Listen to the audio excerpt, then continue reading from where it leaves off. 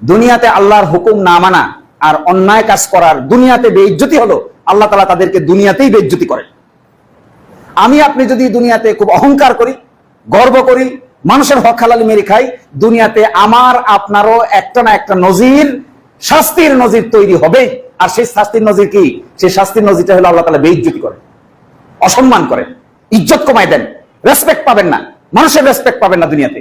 আর আখিরাতে চিরস্থায়ী জাহান্নাম। আর দুনিয়াতে অসম্মান, বেইজ্জতি, লানতি থাকবে। এটা আজকে না হলেও 10 বছর পরে থাকবে, 10 বছর পরে না হলেও 20 বছর পরে থাকবে, 20 বছর পরে না হলেও 30 বছর পরে থাকবে।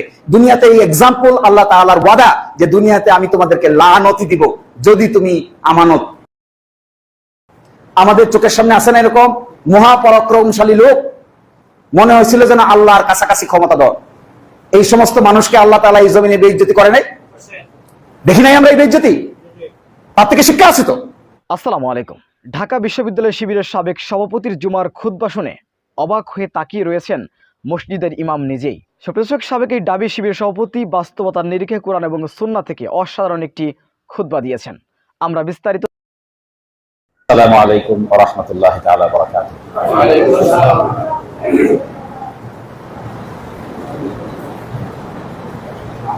আল্লাহ তাআলা মানুষকে দুর্বল আকৃতিতে সৃষ্টি করেছেন। আল্লাহ তাআলা কোরআন শরীফে বলেছেন, ইন্নাল ইনসানা খুলিকা হালুয়া। হালুয়া চেনেন না? হালুয়া এটা কিন্তু আরবি শব্দ, হালুয়া।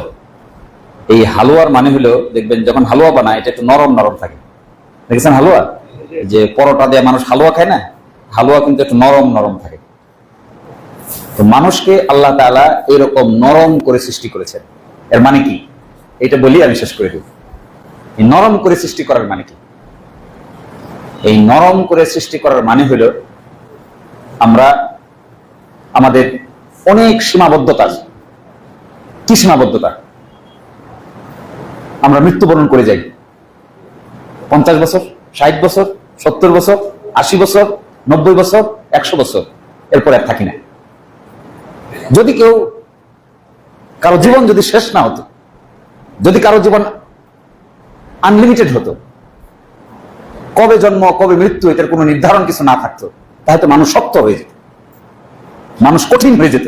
কিন্তু দেখেন চোখের সামনে রাজাও মৃত্যুবরণ করে, রিক্সা চালকও মৃত্যুবরণ করে, ব্যবসায়ী মৃত্যুবরণ করে, ধনীও মৃত্যুবরণ করে, সরকারও মৃত্যুবরণ করে, বেসরকারও মৃত্যুবরণ করে। এটা দেখতে দেখতে আমরা, আল্লাহ বলছেন যে এটা আমার সুন্নাত, আমি মানুষকে সৃষ্টি করেছি নরম ভাবে।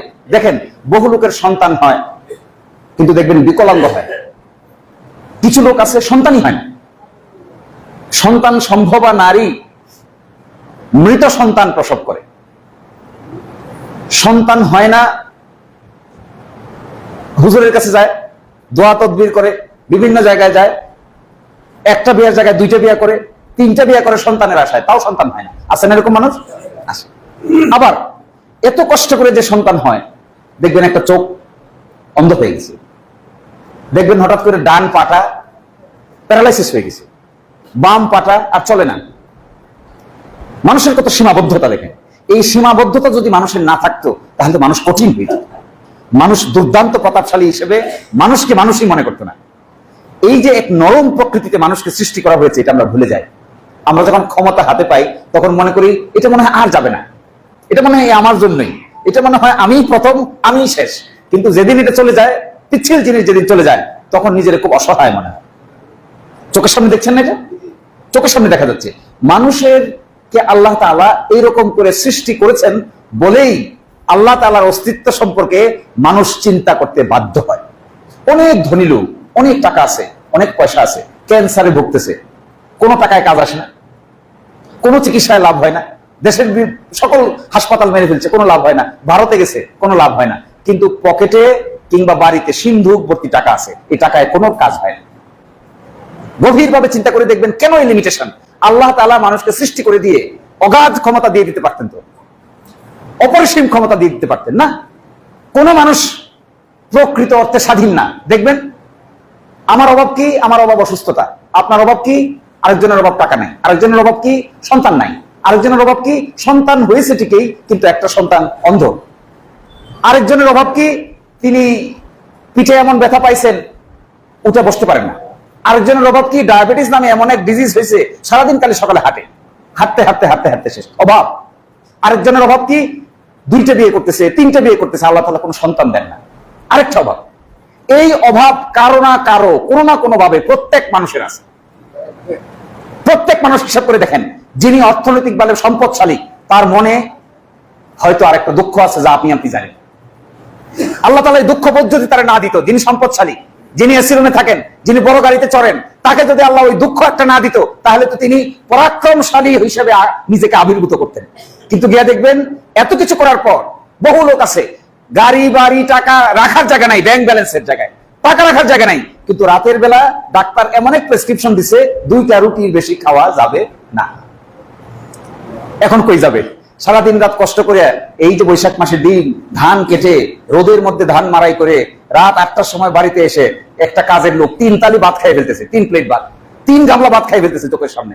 আর আমি আপনি এত টাকা জমাইলাম, এত সঞ্চিত ধন, ব্যাংকে হয় না, জায়গার অভাব নাই, এসির অভাব নাই, হাসপাতাল মানে এমন কোনো কিছুর অভাব নাই, কিন্তু খাবার টেবিলে খাইতে বসলে ডাক্তার বলে দিছে 2টা রুটি আর সবজি ছাড়া রাতে কিছু খাওয়া যাবে না। দেখেন অভাবটা কি করে আল্লাহ তৈরি করে। অনেক লোক দেখবেন অনেক কিছু আছে, কিন্তু জীবনের অর্ধেক সময় এসে কি হয়, দৃষ্টিশক্তি হারায় ফেলে, চোখে দেখে না। বহু লোক আছে দুনিয়াতে এরকম, বহু লোক আছে দুনিয়াতে এরকম যারা এমন জায়গায় জন্মগ্রহণ করেছে যে জায়গা নিয়ে 50 বছর 60 বছর 70 বছর 100 বছর শুধু যুদ্ধ হচ্ছে। পৃথিবীতে আছে না এরকম জায়গা? তা আল্লাহ তাআলা তাদের আরেকটা এক্সাম্পলের মধ্যে ফেলছে। এই জন্য মহাপরাক্রমশালী কোন সত্তা যদি থাকে সেটা শুধুমাত্র আল্লাহ তাআলা। সবকিছু অভাববোধ থেকে মুক্ত যদি কোনো সত্তা থাকে সেই সত্তার নাম শুধু আল্লাহ।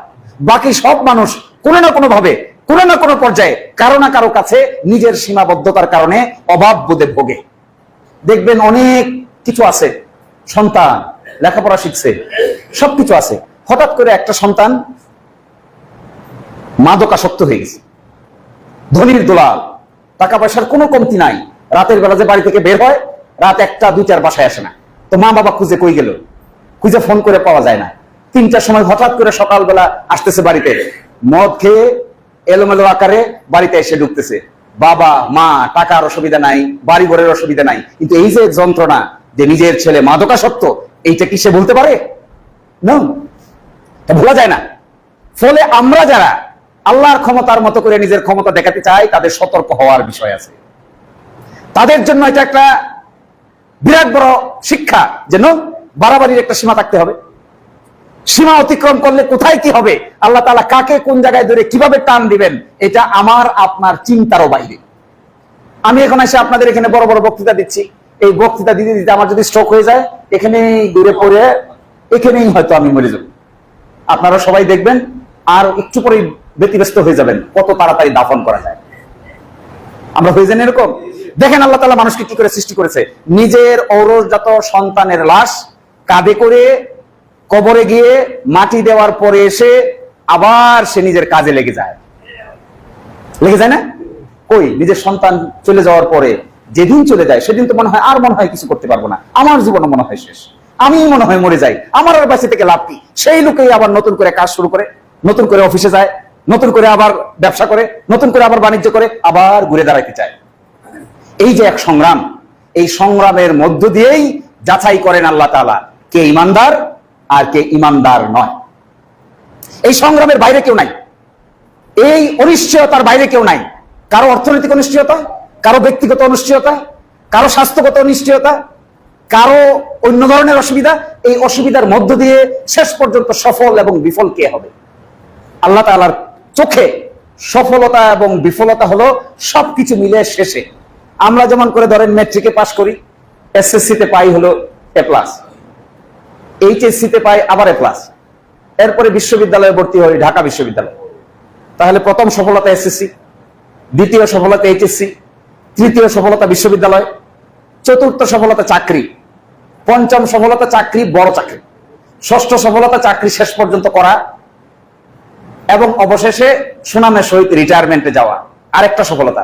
এরপরে সঠিকভাবে করা, ন্যায় পথে করা এবং মৃত্যুর কবরে যাওয়া। দেখেন কতটা স্টেজ, এসএসসি, এইচএসসি, বিশ্ববিদ্যালয়, চাকরি, সঠিকভাবে চাকরি, তারপরে সুনামের সাথে চাকরি, তারপরে রিটায়ারমেন্ট, তারপরে অপেক্ষা করা, আল্লাহ আল্লাহ করা, ইমানের সহিত মৃত্যুবরণ করা। একজন মানুষ কতটা স্টেজ পার হয়ে যেতে হয়। তো আল্লাহ তাআলার নৈকট্য যারা চাইবে তাদের সামনে কি এরকম পরীক্ষা থাকবে না? তাদের কি এরকম এক্সাম থাকবে না? তারা সামান্য টাকার লোভ যদি সামলাইতে না পারে তাহলে তো প্রথম পরীক্ষায় হারবে। তারা যদি সামান্য বাড়ির লোভ সামলাইতে না পারে তাহলে তো আরেকটা পরীক্ষায় হারবে। তারপরে একটা সন্তান হয়েছে, যে সন্তানটা হলো বিকলাঙ্গ সন্তান, এই কারণে যদি সে আল্লাহকে দোষারোপ করতে থাকে, আল্লাহকে গালিগালাজ করতে থাকে, অসন্তুষ্টি প্রকাশ করতে থাকে, তাহলে আরেকটা পরীক্ষায় হারবে। এরপরে যেখানে চাকরি করবে এখানে গিয়ে যদি ঘুষ লেনদেন করে, মানুষের হক মেরে খায়, মানুষের প্রতি অন্যায় করে, অবিচার করে, আরেকটা পরীক্ষায় হারবে। এরপরে যদি শেষ জীবনে গিয়ে কোনো কিছুই যেহেতু আর টিকতেছে না, শেষ পর্যন্ত আল্লাহর প্রতি অসন্তুষ্টি আর এক ধরনের ডিসস্যাটিসফ্যাকশন নিয়ে মৃত্যুবরণ করে, তাহলে শেষ পরীক্ষাও হারবে। ফলে আমরা যারা সমাজে বসবাস করি বিভিন্ন কারণে আমরা কিন্তু একটা পরীক্ষার মধ্যে আছি প্রতিজনই। যিনি ব্যবসা করেন তার একটা বিরাট পরীক্ষা, তিনি ওজনে কি দেন, বিরাট পরীক্ষা কিন্তু এটা। যারা ব্যবসা এখানে আমরা করছি তাদের সামনে একটা বড় পরীক্ষা। যারা টাকা লেনদেন করছি, মানুষের টাকা আনতেছি, মানুষের কাছে মাল বিক্রি করতেছি, তারপরে আবার আমরা দোকানে বসে টাকা হিসাব করতেছি, শের দরে মাপতেছি, রড মাপতেছি, সিমেন্ট মাপতেছি, চাল মাপতেছি, আটা মাপতেছি, গম মাপতেছি, প্রতিটাই কিন্তু একটা পরীক্ষা। এখন আমি কিনে নিয়ে আসছি যা আর দেই যা মাপে, এখান থেকে যদি চুরি করি তাহলে মসজিদে এসে লাভ কি হবে? মসজিদে যদি চুরি করে দেই, পাল্লার নিক্তি চেঞ্জ করে দেই, করে দিয়ে কিছু গম বা চাল সেভ করে ফেলি, এরপরে মসজিদের সামনের কাতারে এসে আল্লাহ আল্লাহ করতে থাকি আর মসজিদে দান খরচ করতে থাকি, আল্লাহর ভাষায় কোনো লাভ নেই, কোনো ফায়দা নেই। আপনি যাকে বানাইলেন জনপ্রতিনিধি, এই জনপ্রতিনিধি যদি মানুষের হক মেরে খায়, তার সামনে সবচাইতে বড় পরীক্ষা, কঠিন পরীক্ষা। ইমাম সাহেব এখানে বসাইছেন, ইমাম সাহেব মসজিদের মুতাওয়াল্লি, এখানে মসজিদের মুতাওয়াল্লি, মসজিদে একটা ফান্ড আছে, কিছু আয় আছে, কিছু ব্যয় আছে, এইটা যদি তারা তসরুফ করে, এটা যদি নিজের পকেটে ঢোকায়, তাহলে তাদের সামনে কত বড় পরীক্ষা। এত বড় একটা বিল্ডিং বাড়ি যদি কেউ বানাইতে হয়, কত টাকা খরচ করে ব্যক্তিগত বাড়ি বানাইতে হবে। এই মসজিদটা বানাইছেন বছরের পর বছর, দায়িত্ব দিয়েছেন একজন ইমাম সাহেবকে, দিয়েছেন একজন মুতাওয়াল্লিকে। এটা কি বিরাট দায়িত্ব না? বিরাট দায়িত্ব, কিন্তু এটা পরীক্ষা, এটা একটা এক্সাম। এটা ওই এসএসসি এইচএসসি এক্সামের মতো। এটা যারা পাশ করতে পারবে তারা দুনিয়াতেও সম্মানিত হবে, আখিরাতেও সম্মানিত হবে। আর যারা এটা পাশ করতে পারবে না, দুনিয়াতে জানেন, দুনিয়াতে আল্লাহর হুকুম না মানা আর অন্যায় কাজ করার দুনিয়াতে বেইজ্জতি হলো, আল্লাহ তাআলা তাদেরকে দুনিয়াতেই বেইজ্জতি করেন। আমি আপনি যদি দুনিয়াতে খুব অহংকার করি, গর্ব করি, মানুষের হক হালালি মেরে খাই, দুনিয়াতে আমার আপনারও একটা না একটা নজির, শাস্তির নজির তৈরি হবে। আর সেই শাস্তির নজির কি? সেই শাস্তির নজিরটা হলো আল্লাহ তাআলা বেইজ্জতি করেন, অসম্মান করেন, ইজ্জত কমায় দেন, রেসপেক্ট পাবেন না, মানুষের রেসপেক্ট পাবেন না দুনিয়াতে। আর আখিরাতে চিরস্থায়ী জাহান্নাম। আর দুনিয়াতে অসম্মান, বেইজ্জতি, লানতি থাকবে। এটা আজকে না হলেও 10 বছর পরে থাকবে, 10 বছর পরে না হলেও 20 বছর পরে থাকবে, 20 বছর পরে না হলেও 30 বছর পরে থাকবে। দুনিয়াতে এই এক্সাম্পল আল্লাহ তাআলার ওয়াদা যে দুনিয়াতে আমি তোমাদেরকে লানতি দিব যদি তুমি আমানতদার না হতে পারো। আমাদের চোখের সামনে আসে না এরকম মহাপরাক্রমশালী লোক, মনে হয়েছিল যেন আল্লাহর কাছাকাছি ক্ষমতা দর। এই সমস্ত মানুষকে আল্লাহ তাআলা এই জমিনে বেইজ্জতি করে নাই? দেখি নাই আমরা এই বেইজ্জতি? তার থেকে শিক্ষা আছে তো। এই বেইজ্জতির রাস্তা যে ধরবে, এই মহাপরাক্রমশালী যিনি হতে চাইবেন, মানুষের হক হালাল যিনি মারবেন, অন্যায় আচরণ যে বা যারা করবে তাদেরকে আল্লাহ তাআলা কোনো না কোনো পর্যায়ে দুনিয়াতেই বেইজ্জতি করবেন। আর যারা এটা আমানতদারিতার সাথে সংরক্ষণ করবেন, তার দুনিয়াতে টাকা পয়সা থাকুক আর না থাকুক, আল্লাহ তাআলা ইজ্জত হিসেবে তাকে দুনিয়াতে অবশ্যই সম্মান দান করবেন। সমাজে দেখবেন অনেক দরিদ্র লোক আছে যাদেরকে মানুষ খুব ইজ্জত করে, আবার অনেক ধনী লোক আছে যাদেরকে মানুষ 2 পয়সারও ইজ্জত করে। আছে না এরকম লোক? তাহলে কি বোঝা গেল? ধন জনের সাথেই ইজ্জত সম্পৃক্ত নয়। মান, ইজ্জত, আব্রু, সম্মান, মর্যাদা এগুলো আল্লাহর পক্ষ থেকে বিশেষ ব্যক্তিকে বিশেষভাবে অনুগ্রহ। এই ইজ্জত আপনি কিনে আনতে পারবেন না। টাকার গরম দেখায় ইজ্জত কেনা যায় না, বংশের গরম দেখায় ইজ্জত কেনা যায় না, সম্পদের গরম দেখায় ইজ্জত কেনা যায় না। অনেক সম্পদ থাকা সত্ত্বেও, অনেক টাকা থাকা সত্ত্বেও, অনেক ক্ষমতা থাকা সত্ত্বেও মানুষ আমাকে আপনাকে ঘৃণা করতে পারে। আবার একজন স্বাভাবিক সহজ সরল মানুষকেও অনেক ইজ্জতের সহিত মানুষ গ্রহণ। এগুলো আল্লাহ তাআলা, আমি যে কথা শুরু করেছিলাম যে মানুষকে আল্লাহ তাআলা দুর্বল করে সৃষ্টি করেছেন। এই দুর্বলতাটা কিসের? প্রতিটা ব্যক্তি কোনো না কোনো জায়গায়, কোনো না কোনো অবস্থানে আল্লাহ তাআলার কাছে ধরা আছে। কারো অসুস্থতা, কারো আর্থিক প্রবলেম, কারো চরিত্রগত প্রবলেম। দেখবে আমি মাঝে মাঝে অবাক হয়ে, অনেক লোক আমার কাছে যায় ঢাকায়, সারা বাংলাদেশ থেকে হাজার হাজার লোক আসে। আমি খুব অবাক হয়ে মাঝে মাঝে চিন্তা করি, এত সমস্যা মানুষের, আল্লাহ তাআলা এত সমস্যা দিয়েছেন। আমার কাছে এক মক্কেল আসছে, সে কয়েক হাজার কোটি টাকার মালিক ছিল, এবার অসহায়ের মতো ঘুরে বেড়াচ্ছে। কেন? কয় ভাই টাকায় কোনো কাজ আসে না। কেন? ভাই এই টাকা নেই, বরং এখন বিপদ হয়েছে। কি হয়েছে? যে টাকাটা আয় করেছিলাম এটা 2 নম্বরই করে আয় করছি, এখন এই টাকা কই রাখবো এইটাই নিয়ে এই বিপদ হয়েছে, এটা রাখবো কোথায়? আমাদের চোখের সামনে আমরা দেখছি না টাকা, বাড়ি, গাড়ি, বড় বড় অট্টালিকা, কোনো কিছু কাজে আসছে? বরং এই টাকা তাদের জন্য ব্যক্তিগতভাবে এক ধরনের বোঝা হয়ে দাঁড়াইছে। কারণ কি? টাকা রাখা জায়গা নাই, যেখানেই রাখে এখানেই ধরে, যেখানেই রাখে এটা এখানে ধরে, যেখানে রাখে এখানে আটক করে, যেখানে রাখে এখানে বলে এই টাকা কোথা থেকে আসলো, সোর্স বলতে পারে না, কিভাবে আয় করছেন সোর্স বলতে পারে না, কে দিল আপনাকে সোর্স বলতে পারে না, তখন বলে এটা জব্দ করো, এটা ফ্রিজ করো, ব্যাংক অ্যাকাউন্ট ফ্রিজ করো, জেলে নিয়ে যাও। এক সময় মনে হয়েছিল টাকা হলেই বুঝি সবকিছু পাওয়া যায়, এখন দেখি ভাই টাকাটাই নিজের কাছে একটা বোঝা হয়ে দাঁড়াইছে। এইটার নাম হলো আল্লাহ তাআলার পরীক্ষা। এইভাবেই আল্লাহ তাআলা আমাকে আপনাকে সতর্ক হওয়ার বিষয়, যাদের ক্ষমতা আছে তাদের সতর্ক হওয়ার বিষয়, যাদের সামান্য পরিমাণ অন্যের উপর প্রাধান্য আছে তাদের সতর্ক হওয়ার বিষয়। এইটা যদি না হতে পারেন, এটা যদি না বুঝতে পারেন, তাহলে একই রকম লানতি এবং বেইজ্জতির জন্য আমাদের অপেক্ষা করতে হবে। আল্লাহ তাআলার কাছে আমাদের এই কনফিডেন্স বিল্ড আপ করা দরকার যে টাকা হলেই সুখী হওয়া যায় না, ধনী হলেই সুখী হওয়া যায় না, সম্পদশালী হলেই সুখী হওয়া যায় না। আল্লাহ তাআলা কোরআনে বলেছেন তাহলে কে সুখী, উত্তম কে? আল্লাহ বলছেন তিনিই উত্তম, ইন্না আকরামাকুম ইনদাল্লাহি আতকাকুম। তিনিই উত্তম যিনি সবচাইতে বেশি খোদাকে ভয় করেন। দেখেন এই ডিসি সাহেব, এসপি সাহেব, টিওনো সাহেব কি করেন? ওটা টাকা আয় করেন। তো দুর্নীতির দায়ে যে সমস্ত ডিসি ধরা পড়ছে, দুর্নীতির দায়ে যে সমস্ত বড় বড় পুলিশ অফিসার ধরা পড়ছে, দুর্নীতির দায়ে যে সমস্ত এসপিরা ধরা পড়ছে, তাদের এই টাকা তাদেরকে 1 পয়সার সাহায্য করতে পারছে না, শুধু বেইজ্জতি ছাড়া আর কিছুই কপালে নেই। ফলে আমি আপনাদেরকে এই মেসেজটা দিচ্ছি যে আল্লাহ তাআলা আমাদের প্রত্যেককে দুর্বল করে সৃষ্টি করেছে। এই দুর্বলতা এক একজনের এক এক রকম, সকলের দুর্বলতা একই রকম নয়, এক এক মানুষকে এক এক ভাবে পরীক্ষার মধ্যে ফেলেছেন। আমাদের কাজ হবে সচেতন ভাবে এই পরীক্ষাটা উত্তীর্ণ করা। যদি আমরা উত্তীর্ণ করতে পারি তাহলে একদিন। সাবেক শিবির নেতার এই জুমার খুতবাটি আপনারা কিভাবে দেখছেন? অবশ্যই আপনাদের মূল্যবান মন্তব্য কমেন্ট বক্সে জানাবেন। সবসময় সত্য নির্ভর তথ্য পেতে স্বাধীন Bangla TV YouTube channel subscribe করে আমাদের সাথে থাকুন। আসসালামু আলাইকুম ওয়া রাহমাতুল্লাহি ওয়া বারাকাতুহু।